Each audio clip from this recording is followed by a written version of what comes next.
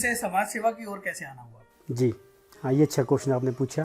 Education से समाज सेवा की तरफ आने का एक रीज़न ये भी रहा कि जब मैं स्कूल टाइम में था तो 9-10 पे मुझे ज़रूरत पड़ी कि मुझे लगा कि ट्यूशन होना चाहिए, ट्यूशन मुझे लेना चाहिए, लेकिन आर्थिक हालात घर के देखते हुए मैंने बात रखी नहीं।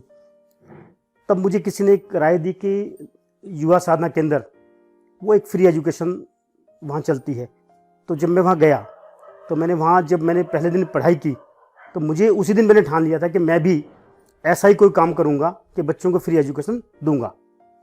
और आफ्टर 12th 91 में जब मैंने पास आउट किया 12th, तो उस समय मैंने खुद वहीं उसी युवा साधना केंद्र में बच्चों को पढ़ाना शुरू कर दिया। मैं कॉलेज से आता और 3-4 घंटे वहाँ पढ़ाता। उसके बाद मुझे लगा कि दायरा और बढ़ना चाहिए, तो मैंने अलग अलग जगह पर, जैसे गोपाल नगर में एक टीम तैयार की, धर्मपुरा में एक टीम तैयार की, रोशनपुरा में एक टीम तैयार की, मकसूदाबाद में एक टीम तैयार की, बाजार में एक टीम तैयार की, और हमने वहाँ पढ़ाना शुरू कर दिया। तो हम वहाँ बच्चों को पढ़ाते थे। तो अलग अलग टीचर हमें मिले और एक अच्छा खासा करीबन 250 बच्चों को हमने पहले साल ही पढ़ाया। और टीचर्स काफ़ी हमसे जुड़े। कई मेरे दोस्त जो मेरे साथ आते कॉलेज से, वो भी पढ़ाना उन्होंने शुरू किया, अलग अलग सब्जेक्ट के, मैथ के, इंग्लिश का, हिस्ट्री के। तो वो उन्होंने कहा इसकी क्लास मैं ले लूँगा, ये क्लास मैं ले लूँगा। तो हमने ग्रुप वाइज अलग अलग क्षेत्र में भेजना शुरू कर दिया।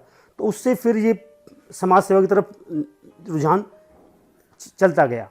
मुझे लगा कि कई ज़रूरतमंद हैं, कई लोग ऐसे हैं जो अपने बच्चों को नहीं पढ़ा पाते, तो उनके लिए जितना हमसे बन पड़ा हमने किया। उसके बाद हमने एक संस्था बनाई, Maharani Laxmibai education and social welfare society. उसके तहत हमने वर्क करना शुरू किया। सबसे पहला हमारा मूवमेंट जो था वो था बेटी बचाओ आंदोलन, इसके नाम से हमने शुरू किया।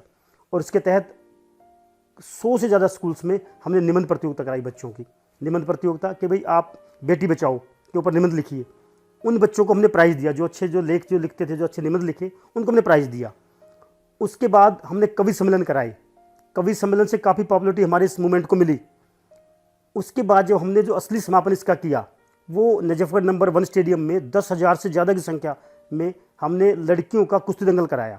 उसमें चंदगीराम जी, सतपाल जी, साहिब सिंह वर्मा जी, वेलफेयर कमिश्नर, कई मजिस्ट्रेट हमारे प्रोग्राम में आए।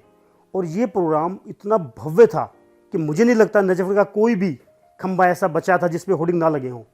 और एक मूवमेंट इतना ज़बरदस्त था कि इसके बाद 1 साल बाद दिल्ली सरकार ने मूवमेंट शब्द हटा के बेटी बचाओ शब्द को उन्होंने वहाँ से लिया और उन्होंने फिर एक अपने तरीके से बेटी बचाओ पे काम किया। तो इस तरीके का हमारा मूवमेंट रहा। उसके बाद हमने बुजुर्गों के सम्मान के लिए कार्यक्रम किए, उनके लिए गोष्ठियाँ करवाई, संगोष्ठी कराई, ताकि जो हमारे बड़े बूढ़े हैं उनको घर में सम्मान मिले, उनको इज्जत मिले।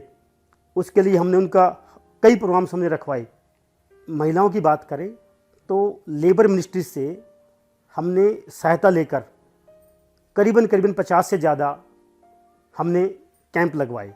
वो सेमिनार होते थे। हम महिला संगोष्ठी कि महिला सशक्तिकरण कैसे हो, महिलाएं आगे कैसे बढ़े, महिलाएं किस तरीके से अपने आप को आगे लेके आएँ, इस तरीके के हम बात करते थे। तो मैं वहाँ एज ए लेक्चरर भी बोलता था और भी एक्सपर्ट आते थे। और उनके बाद उनको वित्तीय सहायता भी हमने उनसे मुहैया कराई। ये भी हमने वर्क किया। तो आज जो मुझे युवाओं में दिखाई दिया ना, वो एजुकेशन को लेके कन्फ्यूजन है कि मैं किस दिशा में जाऊँ। तो मैं पेरेंट्स को बुलाता हूँ और बच्चों को बुलाता हूँ और बैठ के फिर बातचीत करता हूँ। तो किसी को भी अगर मेरी ज़रूरत पड़े कि मुझे क्या करना है लाइफ में, तो आप मेरे से कॉन्टेक्ट कर सकते हैं। मैं सोशल मीडिया पे हूँ, मैं फेसबुक पे भी डालता हूँ कि संपर्क करें। काफ़ी लोग करते हैं, कई स्कूल्स प्राइवेट सरकारी मुझे बुलाते हैं और मैं वहाँ जाके बच्चों को फ्री काउंसलिंग करता हूँ। और मैं अपने प्रोग्राम्स भी, सेमिनार्स, गोष्ठियाँ करता रहता हूँ फ्री काउंसलिंग लेके। तो उसके लिए सोशल मीडिया से सारी जानकारी आपको समय समय पर मिलती रहती है।